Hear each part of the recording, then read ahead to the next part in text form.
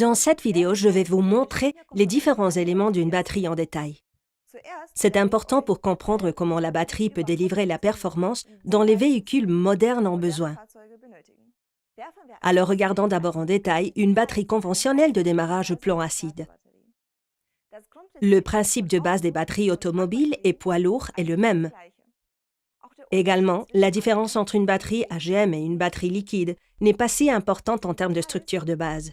Les détails qui distinguent les batteries AGM et EFB seront expliqués dans une formation séparée. Tout d'abord, regardons les plaques positives. Ou si vous voulez être plus professionnel, l'électrode positif.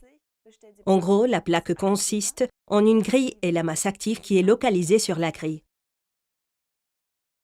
La grille en elle-même remplit deux fonctions différentes. Tout d'abord, elle forme la structure de base sur laquelle la masse active est attachée. Ensuite, elle fonctionne comme conducteur. Comme la grille est essentiellement composée de plomb, c'est un conducteur idéal et donc la parfaite connexion entre le matériel actif et les connecteurs. La masse active est une mixture spéciale de plusieurs substances et contient des éléments requis pour la réaction chimique.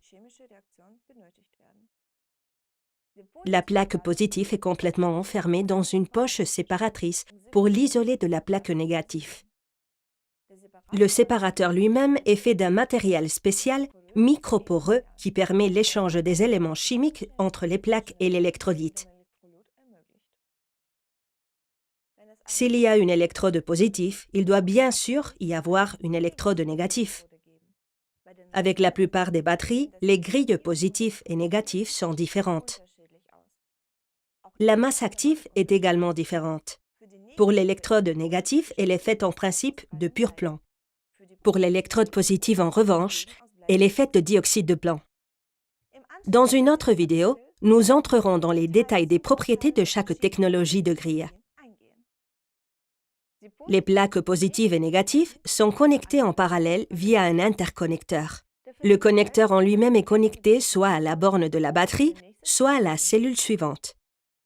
Au total, une batterie de 12 volts consiste de 6 cellules connectées en série, chacune contenant un set négatif et positif de plaques.